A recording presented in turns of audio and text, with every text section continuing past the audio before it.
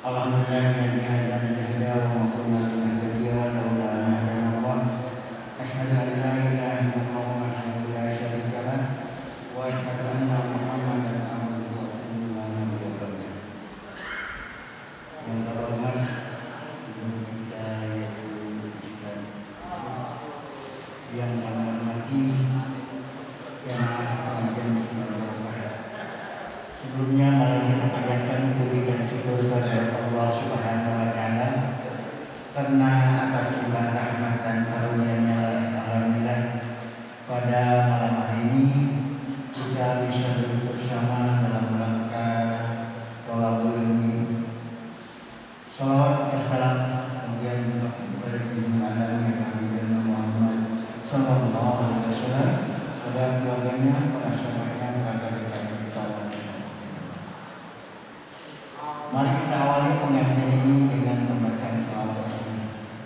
Allahumma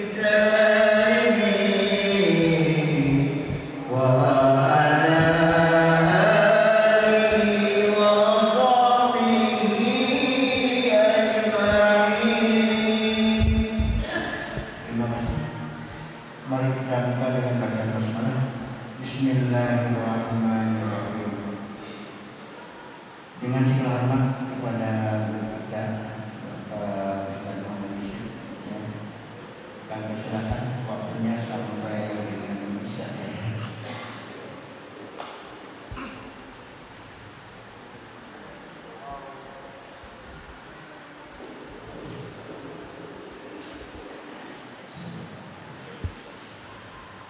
Assalamualaikum warahmatullahi wabarakatuh. A'udzu billahi minasyaitonir rajim. Bismillahirrahmanirrahim. Alhamdulillahilladzi an'ama 'alaina bi ni'matil imani wal islam. Asyhadu an la ilaha illallah wa asyhadu anna Muhammadar Rasulullah. Allahumma shalli wa sallim wa barik ala sayyidina wa habibina wa syafi'ina wa qurrati a'yunina Muhammadin sallallahu alaihi wasallam wa ala alihi wa sahbihi ajma'in.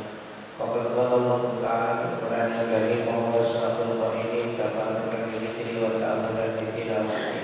A'udzu billahi minasyaitonir rajim. Bismillahirrahmanirrahim. Khalaqal insana min nutfatin fa idza huwa khasimun mubin. Wa qala ayatan qul fa lillahil hujjatul balighatu falau syaa'a lahadakum ajma'in. Wa qala Nabi sallallahu alaihi wasallam ad-du'a ukhul mu'minin. Sadaqallahul aliyyul azim wa sadaqa rasulul habibul karim walhamdulillahi rabbil alamin. Allahumma arinal haqqa haqqan warzuqna ittiba'ah wa arinal batila batilan warzuqna ijtinabah. Allahumma inna nas'aluka ilman nafi'an wa 'amalan mutaqabbalan wa rizqan halalan katsiran mubarakan. Allahumma yassir umurana ya Allah wa la tu'assir umurana ya Allah. Allahumma hassir maqasidana wa balligh muradana wa qina hajatina. Allahumma inna nas'aluka husnal khatimah wa na'udzu bika min su'il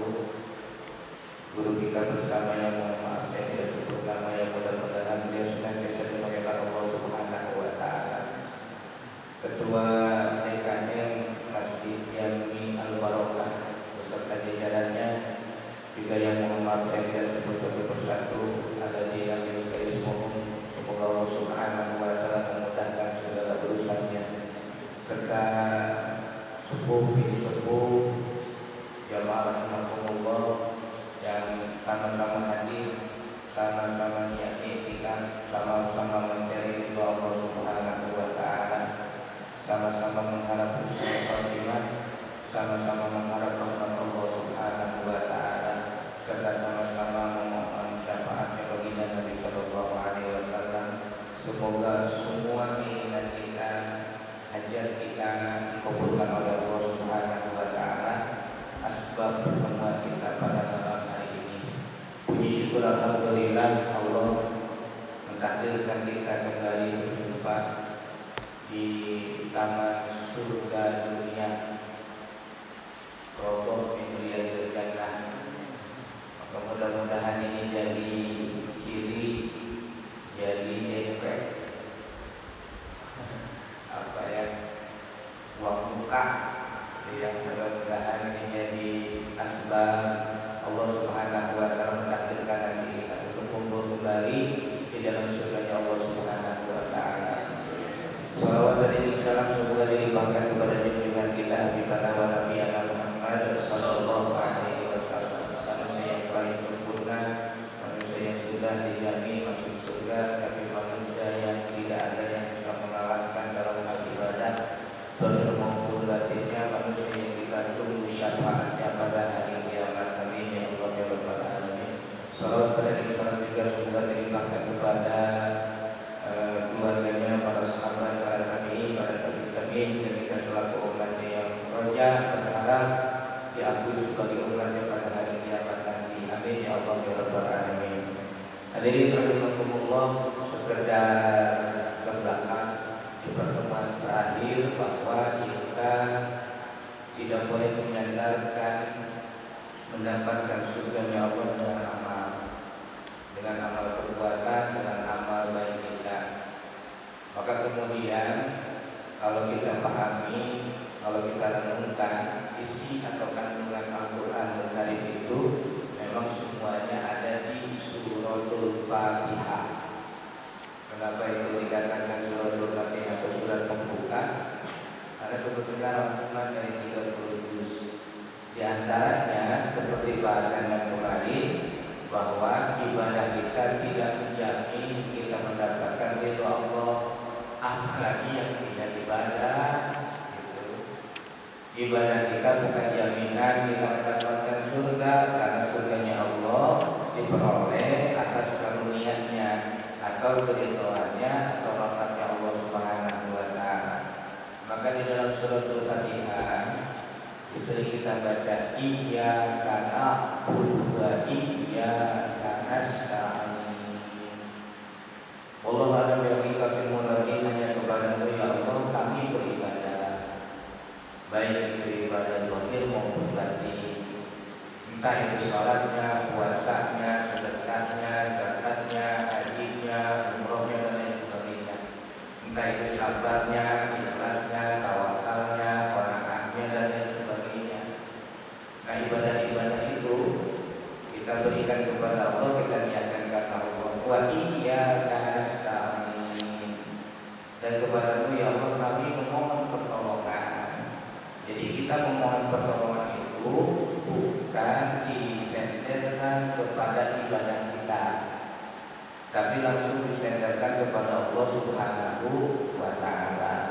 Maka manusia hanya sekedar berikhtiar, manusia hanya sekedar berupaya, manusia hanya sekedar menjalankan perintah Allah Subhanahu wa taala untuk mendapatkan keridhaan Allah. Jadi kasarnya kalau kita jadi anak buah, ya bagaimana caranya memenuhi keinginan bos, gitu kan. Maka hadirin rahimakumullah, di dalam bahasan kali ini bicara tentang takdir Allah Subhanahu wa taala. Kadang-kadang seseorang menyenderkan kesalahannya, maksiatnya, meninggalkan ibadahnya, itu menyenderkan dengan kata-kata karena takdir Allah. Ya. Contoh,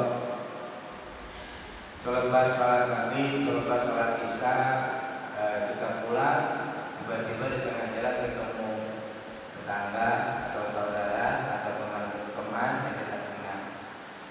Gimana nih? Biasa jadi. sholat maghrib ya, takdir Allah saya nggak sholat maghrib, gitu kan? Ya. Atau misalkan ya karena takdir Allah saya bisa sama istri saya, ya karena takdir Allah kemudian misalkan lain sebagainya banyak dosa atau kesalahan dia yang tidak mengikuti perintah Allah atau dia melakukan maksiat menyandarkan dengan takdir dari Allah. Dengan entengnya dia bicara seperti itu, ya, dengan entengnya dia bicara seperti itu. Nah ini memang hal ini dihembuskan oleh syaitan laknatullah terhadap kaum muslimin. Jadi kaum muslimin itu seolah-olah dipaksa, dikondisikan untuk betul memang nantinya ujung-ujungnya akan mensandarkan diri kepada takdir Allah Subhanahu wa taala. Tapi kalau sudah bicara tentang kesalahan, kesilapan, dosa dan lain sebagainya, atau misalkan tidak menjalankan perintah Allah atau melanggar larangan Allah Subhanahu wa taala, ya, yang ia sandarkan dengan takdir dari Allah Subhanahu wa taala, maka ini adalah tuduhan yang sangat berat. Karena harus ada bukti, Pak. Ya, harus ada bukti. Jadi kalau Bapak menuduh entah itu siapa sampai ke pengadilan, maka di pengadilan itu kan harus ada saksi, harus ada bukti, minimal 2 unsur terpenuhi, ya, minimal 2 unsur terpenuhi. Kalau misalkan ada saksi tapi tidak ada bukti, ya, bisa tidak jadi disidangkan. Tapi kalau 2 bukti ini terpenuhi, maka jadi disidangkan. Maka saat kita menuduh Allah Subhanahu wa taala mentakdirkan kita tidak sholat, mentakdirkan kita tidak puasa, mentakdirkan kita dan lain sebagainya, nah itu maka itu tuduhan yang sangat bahaya. Padahal yang akan dituntut itu kan kita manusia, bukan Allah yang akan dituntut. Allah dengan afalnya tidak akan ada yang menuntut, karena Allah yang akan menuntut. Manusia yang diciptakan oleh Allah Subhanahu wa taala besok lusa akan dituntut. Jadi jelas pusing-pusing lah Bapak. Kita ini makhluk, kita ini ciptaan Allah Subhanahu wa taala. Dan kita patut bersyukur bahwa kita menjadi manusia.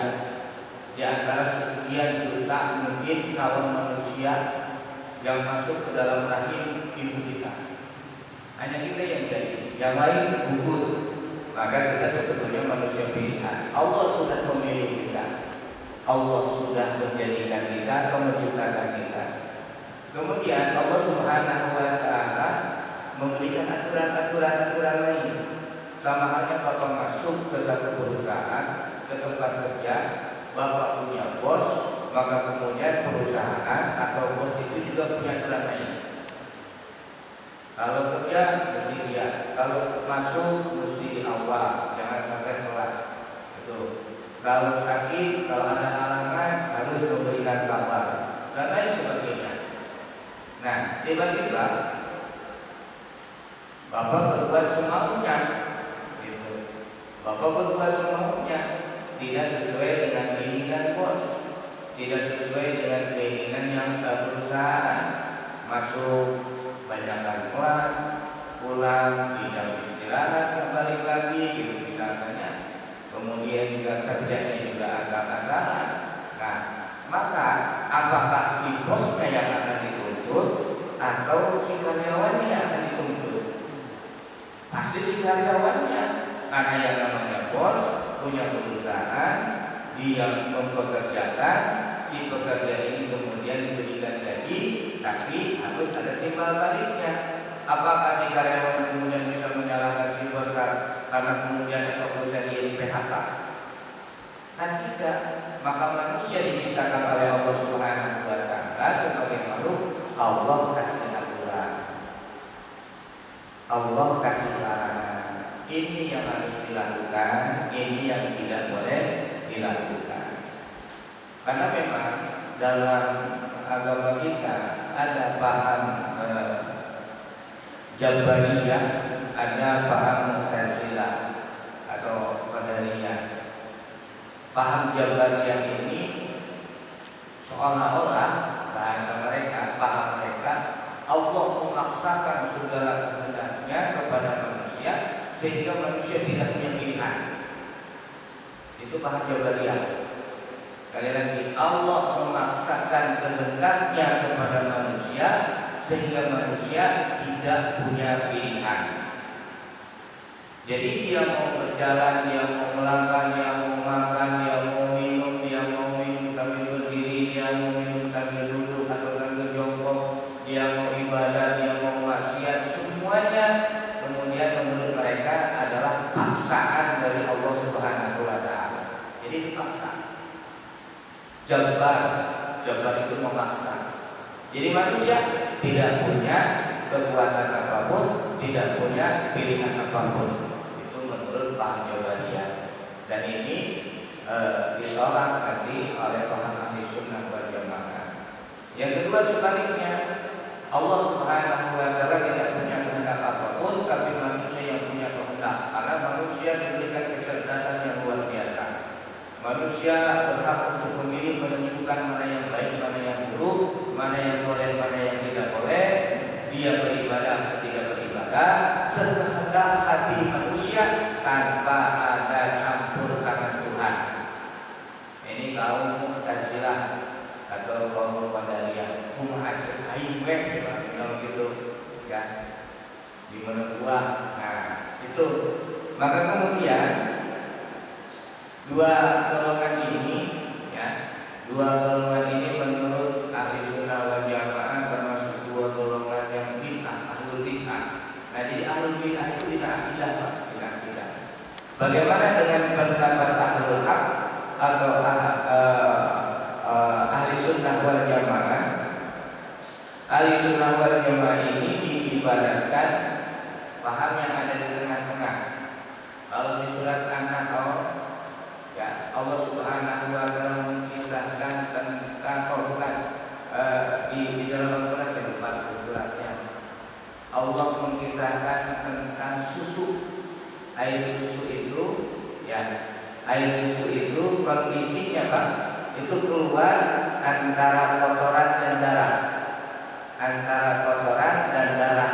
Susu sapi di dalam Al-Qur'an Karim itu, ya, ada ayat yang menjelaskan bahwa keluarnya susu itu di antara kotoran dan darah, tidak wajib, tidak jeroan, ya, dari di tengah-tengahnya itu. Maka tetap tapi tidak bercampur antara kotoran darah dan darah, yang keluarnya juga tidak najis tapi air susu yang boleh diminum, air susu yang banyak manfaatnya, padahal keluarnya di antara darah dan kotoran.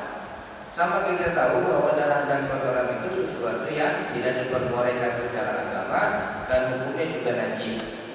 Dan seterusnya apalagi kita hal fikih, ya, tidak boleh terbawa saat sholat apabila kita tahu nempel darah apalagi kotoran. Nah, inilah yang diibaratkan dengan paham ahli sunnah wal jamaah di antara dua paham yang sesat. Maka kemudian di tengah-tengahnya ada paham yang lurus penyeimbang di antara paham Jabariyah dan paham Mu'tazilah. Di situ ada beberapa poin, ya, keyakinan ahli sunnah wal jamaah. Yang pertama bahwa ada pun keyakinan ahli sunnah wal jamaah, dan semoga kita termasuk di dalamnya, Allah takdirkan, ya.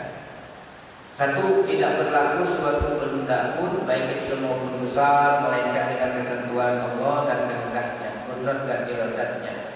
Dan sesungguhnya semua hambanya dan perbuatan mereka yang baik maupun yang buruk adalah diciptakan oleh Allah Subhanahu wa taala. Jadi semua selain Allah makhluk. Sekali lagi, semua selain Allah adalah makhluk, karena Al-Khaliq yang mencipta adalah Allah Subhanahu wa taala. Sehingga makhluk itu ada yang besar, ada yang kecil, ada yang ditempatkan di atas, ada yang ditempatkan di bawah, ada yang terlihat, ada yang tidak terlihat. Itu makhluk. Termasuk masjid ini juga makhluk Allah. Ya.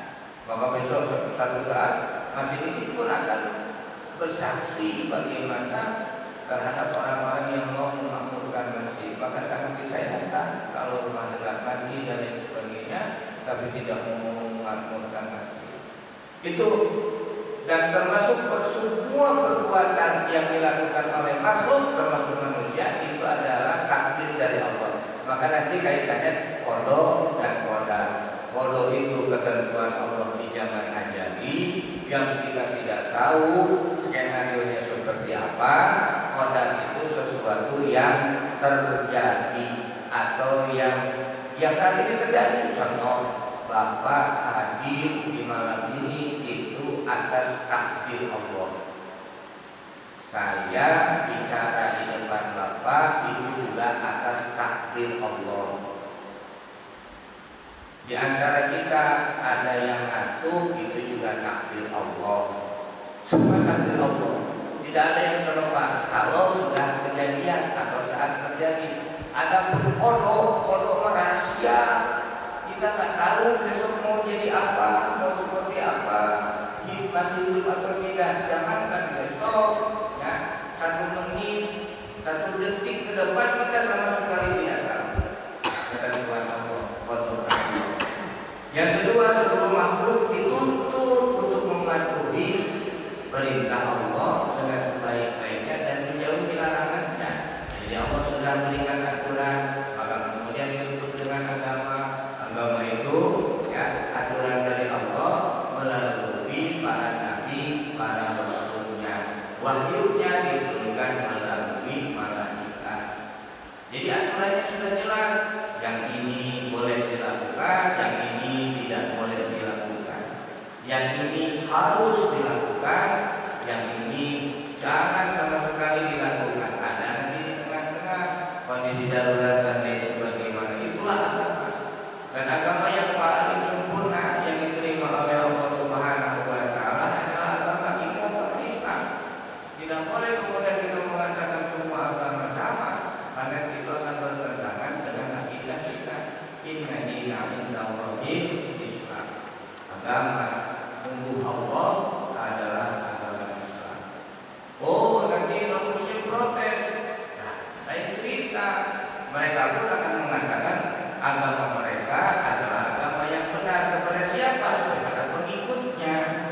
Kan gitu. Kepada pengikutnya. Maka disinilah mahalnya hidayah. Ya, mahalnya pemberian Allah Subhanahu wa taala petunjuk kepada kita. Yang ketiga, sekiranya mereka tergelincir dalam salah satu perbuatan maksiat, maka adalah mereka segera bertaubat dan beristighfar kepada Allah. Hatta manusia berbuat salah, hatta manusia berbuat dosa pun Allah masih membukakan pintu rahmatnya. Allah masih membukakan pintu maghfirahnya. Allah masih membukakan pintu ampunannya. Jadi mesti sadar bahwa kesalahan, kesilapan, kemaksiatannya kalau itu memang sudah terjadi itu takdir Allah. Tapi manusia diberikan akal, tapi manusia diberikan hati. Contoh, ya, orang-orang masjid, ya, mau sholat, dia orang Islam. Dalam hatinya itu tidak bisa dibantah, Pak. Dalam hati kecilnya dia tidak akan bisa membantah bahwa sholat itu kewajiban. Tapi entah karena kedul, entah itu karena malas, entah itu karena lain hal, kemudian dia tidak sholat. Kan banyak faktor. Lagi nongkrong bareng, ngopi bareng, minum obat-obatan, misalnya tanggung, ya, yang lain sudah sholat tiba-tiba asik ngobrol terus, akhirnya waktunya habis. Nah, bahasa takdir Allah.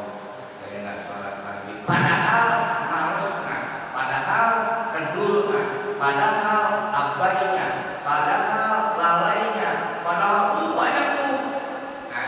Nah, yang akan ditanya, yang akan dimintai pertanggungjawaban kita, bukan Allah, bukan Allah justru yang akan dimintai pertanggungjawaban. Kenapa tidak sholat? Tanggung ya Allah lagi ngobrol sama teman tuh, ya, dan lain sebagainya. Yang kelima, mereka sama sekali dilarang melakukan protes kepada Allah atau membuat alasan-alasan untuk menyalahkan takdir. Hadirin rahimahumullah, sebelum ke dalam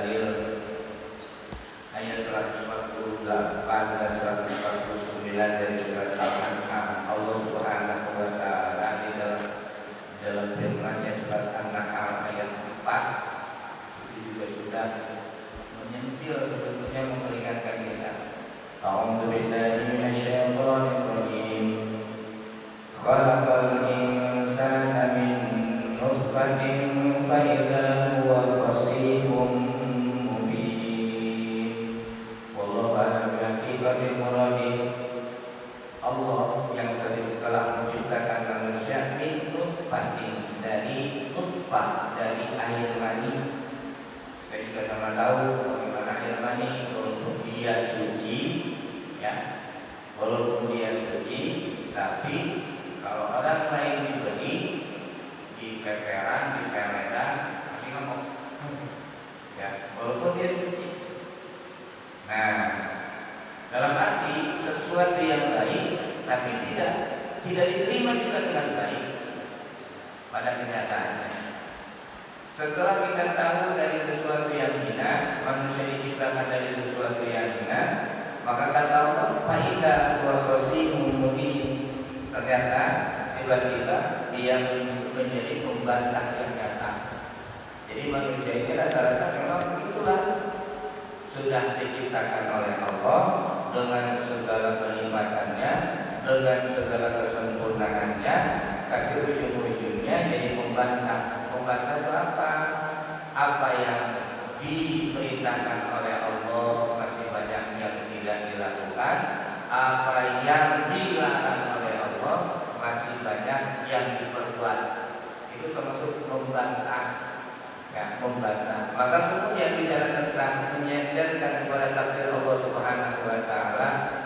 Allah Subhanahu wa taala dalam surat Al-An'am ayat 148 berfirman, "A'udzu billahi minasyaitonir rajim. Sayaqulul ladzina asyraku law syaa'a Allahu ma asyrakna wa la aba'una wa la harramna min syai'. Kadzalika kadzdzaba alladziina min qablihim hatta dzaqu ba'sana. Qul hal 'indakum min 'ilmin fatukhrijuhu lana in tattabi'una illa dhanna wa in antum illa tasbusun."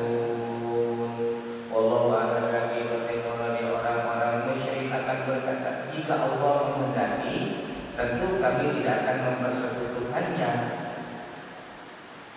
Sudah tahu dia dikenai dakwah, sudah tahu orang musyrik ini didakwahi oleh baginda Rasul. Ayo kembali kepada kalimat yang sama, kalimat yang mentauhidkan Allah, kalimat yang tidak boleh mensyirikkan Allah. Nah, kalimat wahid, kalimat yang sama, syahadat. Nah, kata orang-orang musyrik, jika Allah menghendaki, tentu kami tidak akan mempersekutukannya. Jadi sebetulnya dia menyadarkan sudah ditakdirkan sama Allah, kami tersesat, gitu. Begitu pula nenek moyang kami, dan kami tidak akan mengharamkan apapun. Demikian pula orang-orang sebelum mereka yang telah mendustakan para rasul sampai mereka merasakan azab kami. Katakanlah Muhammad, apakah kamu mempunyai pengetahuan yang dapat kamu kemukakan kepada kami?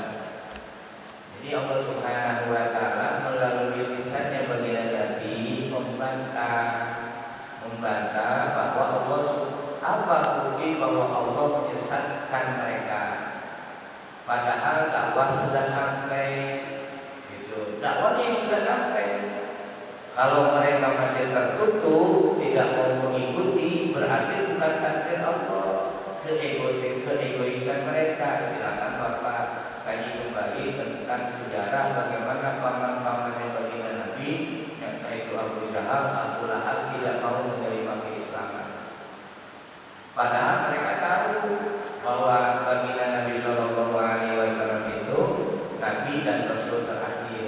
Risalah yang dibawanya juga benar. Mereka tahu bahwa menyembah berhala itu di luar logika sehat. Mereka tahu banyak karena Abu Jahal itu bukan orang bodoh, Masya Allah, orang paling pintar Abu Hakam. Kenapa mereka tidak menerima Islam? Karena keegoisannya. Entah itu takut tidak dihormati, entah takut hilang jabatan, entah nanti tidak dihargai dihargai, banyak sekali. Sehingga kemudian setan nambah-nambahi karena memang setan sebagai musuh manusia. Nah, oleh karena itu, kalau hidayah sudah sampai, maka orang yang memberikan hidayah atau orang yang dakwah sudah gugur kewajiban. Dilakukan atau tidak dilakukan, diterima atau tidak diterima oleh orang yang didakwahi bukan urusannya. Baginda Nabi sudah menyampaikan kepada kafir Quraisy, ada yang menerima, ada yang tidak menerima. Ada yang menerima dan tidak menerima itu bukan urusan baginda Rasul, itu urusan Allah, wilayahnya wilayah Allah, kehendaknya kehendak Allah. Secara nalarnya harusnya saudara yang dekat itu lebih menerima karena mengenal baginda Nabi secara keseluruhan.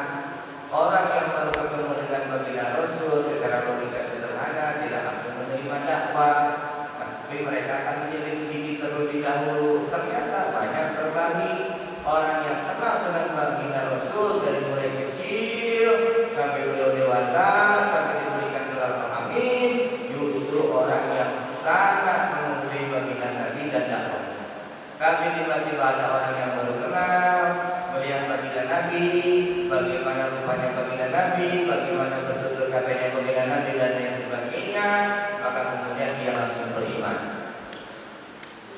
Jadi wilayahnya wilayah Allah, kita hanya sekedar menyampaikan. Begitu pula amal kita, mau itu kebaikan zahir maupun batin, itu hanya sekedar kita melangkah, hanya sekedar ikhtiar, hanya sekedar berbuat. Urusan setelah itu pasrahkan kepada Allah Subhanahu wa Ta'ala. Nah, baginda Nabi disuruh membantah, apakah kalau mempunyai pengetahuan yang dapat kamu kemukakan kepada kami. Jadi tolong buktikan orang musyrik bahwa Allah yang mentakdirkan kalian untuk tersesat. Kan bingung membuktikannya. Yang kamu ikuti hanya persangkaan belaka dan kamu hanya mengira-ngira. Jadi bahasa kita ini sudah takdir dari Allah. Saya berprofesi sebagai penjahat, penjahat, copet dan lain sebagainya, sudah takdir Allah. Itu hanya persangkaan belaka dan mengira-ngira, bahasa Qurannya begitu. Maka kemudian di ayat 149-nya, qul falillahil hujjatul balighah, katakanlah Muhammad, alasan yang kuat hanya pada Allah. Falau syaa la'adakum ajma'in, maka kalau dia menghendaki niscaya kamu semua mendapat petunjuk. Jadi alasan yang kuat itu hanya Allah yang punya, Kita kalau menyedarkan seperti itu mengira-ngira takdir dia Allah, takdir dia Allah, punya uang tidak langsung bayar, karena Allah perintahkan buru-buru bayar hutang dan seterusnya. Jadi kita hanya mengira-ngira saja. Alhamdulillah. Jadi jangan diputar balikan logikanya, seolah-olah Allah yang salah, ya. Orang yang salah justru ingin benar, gitu.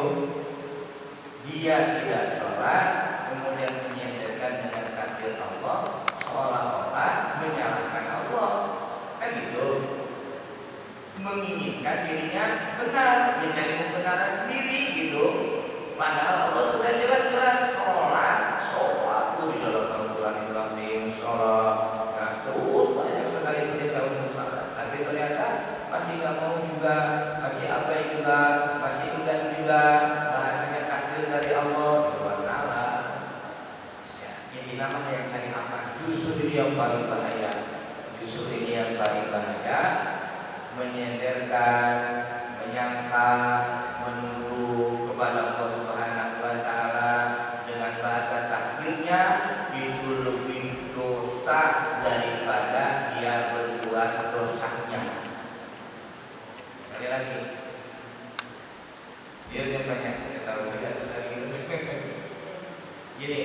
Simpel aja lah ya. Sederhananya, kalau kita berbuat dosa, ada orang berbuat dosa, dia menyalahkan Allah dengan bahasa karena takdir Allah. Itu ada orang yang berbuat dosa itu bisa meninggalkan kewajiban atau melanggar larangan. Itu berbuat dosa. Dia berbuat dosa, kemudian dia menyandarkan kepada takdir Allah, maka itu adalah tuduhan dusta.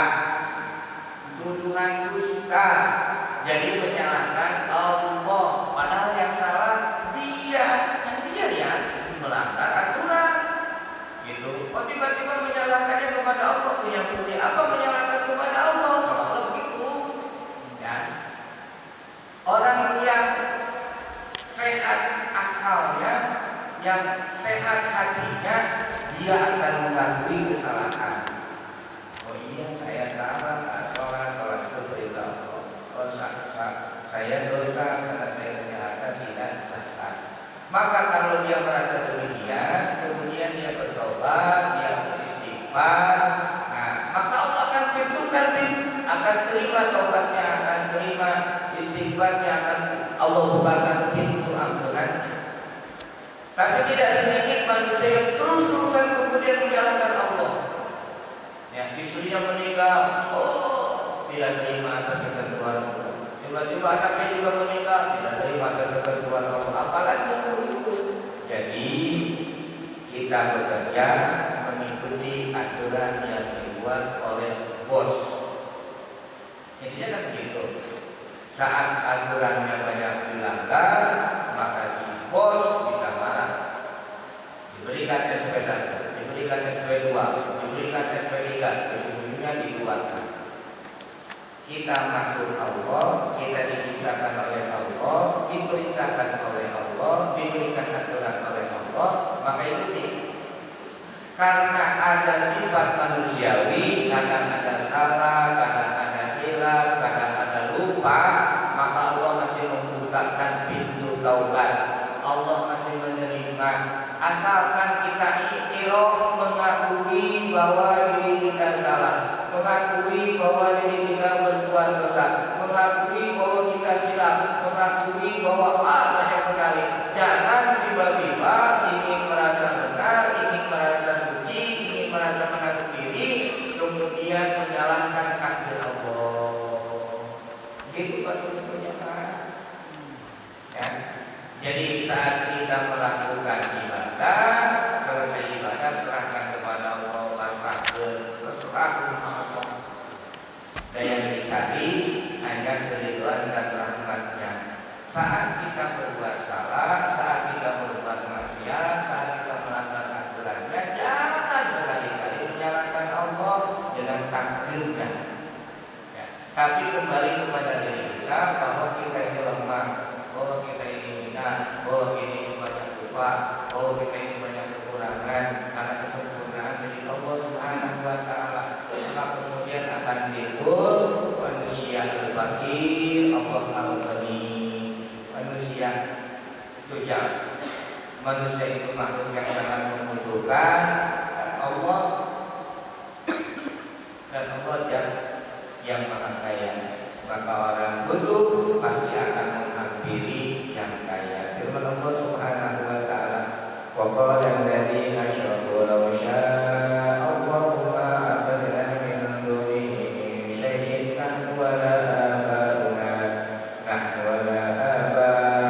wa la harramna min dunihi min syai'in kadzalika fa'ala alladziina min qablihim fahal 'alal rusuli illal balagul mubin. Saya mau ambil yang terakhir saja.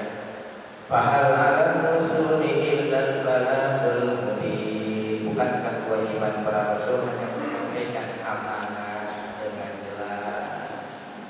Rasul yang dibekali mukjizat saja kewajibannya hanya menyampaikan. Setelah sampai risalah, semuanya diserahkan kepada Allah Subhanahu wa Ta'ala.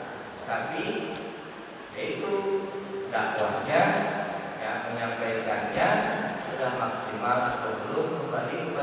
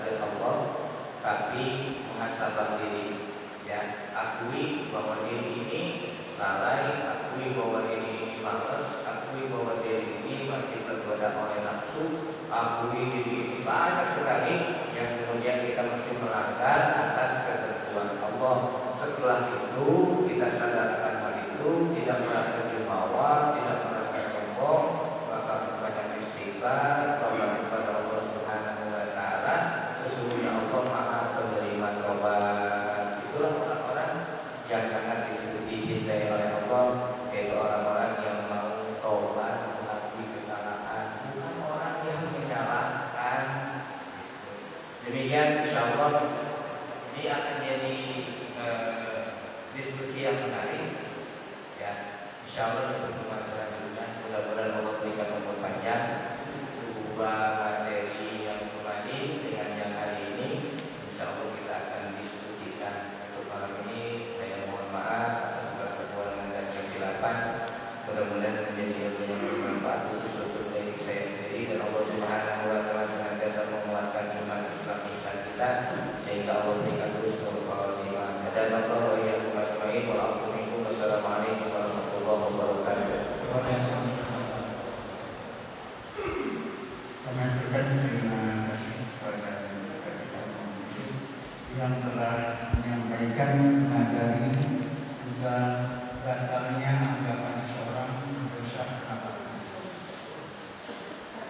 Mudah-mudahan apa yang disampaikan pada malam ini kita semua bisa mempelajarinya, mengamalkannya untuk kehidupan kita sehari-hari. Amin ya rabbal alamin.